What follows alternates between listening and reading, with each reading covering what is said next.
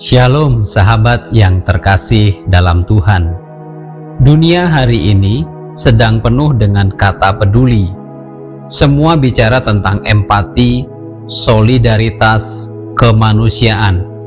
Tapi di tengah gempuran media sosial, di mana setiap orang sibuk dengan layar dan ambisinya, kasih makin sulit ditemukan. Kita cepat memberi komentar, tapi lambat untuk menolong. Cepat berkata amin, tapi pelit membuka tangan. Di gereja pun, kita rajin berdoa, tapi takut terlibat. Kita ingin ditolong oleh malaikat, tetapi bagaimana kalau malaikat itu justru datang kepada kita, dan kita biarkan ia pergi tanpa sempat kita bantu? Surat Ibrani 13 ayat 1-6 menegur kita dengan lembut tapi tegas. Jangan lupa memberi tumpangan kepada orang, sebab dengan berbuat demikian, beberapa orang tanpa diketahuinya telah menjamu malaikat.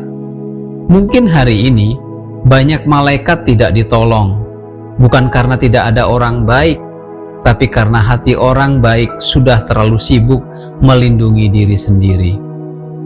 Surat Ibrani ditulis untuk jemaat Yahudi Kristen yang hidup di bawah tekanan. Mereka kehilangan pekerjaan, kehilangan keluarga, bahkan dipenjara karena iman. Hidup dalam ketakutan membuat mereka mulai melupakan satu hal, yaitu mengasihi orang lain. Penulis surat Ibrani berkata, "Peliharalah kasih persaudaraan. Jangan lupa memberi tumpangan.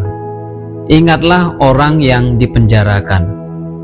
Hiduplah bebas dari cinta uang."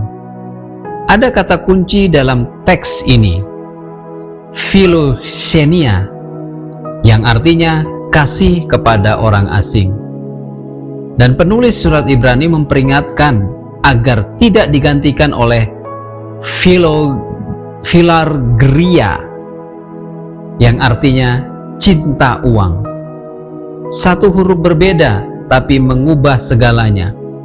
Philoxenia membuka tangan, philargria menutup hati. Lalu muncul kalimat ajaib itu. Tanpa sadar, beberapa orang telah menjamu malaikat. Inilah teologi yang indah sekaligus tajam. Allah sering datang dalam wujud orang yang tidak kita duga. Hari ini kita belajar 3 hal. Yang pertama, kasih sejati teruji saat kita tidak aman. Kasih sejati bukan sekedar emosi, itu keputusan iman. Jemaat Ibrani menolong walau miskin dan tertekan. Hari ini kasih juga diuji, bukan ketika kita mampu memberi, tapi ketika kita berani menolong walau tidak banyak. Kata bijak, kasih sejati adalah keputusan iman di tengah ketidaknyamanan. Pelajaran yang kedua, Tuhan sering datang dalam bentuk orang yang tidak kita duga.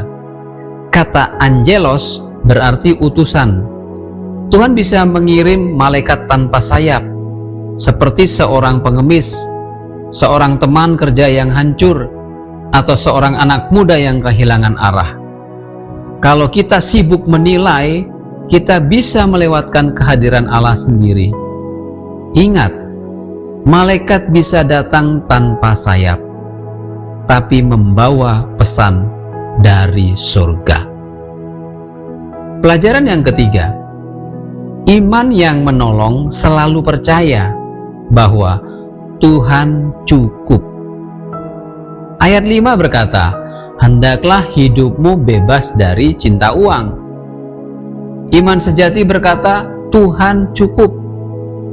Kita menolong bukan karena berlebih, tapi karena kita percaya. Kita membuka tangan kita karena tahu Allah yang menolong kita pasti juga akan mencukupkan kita.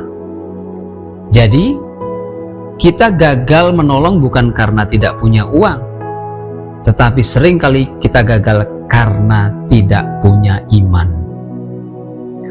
Sahabat, Dunia kita sedang haus akan kasih yang nyata.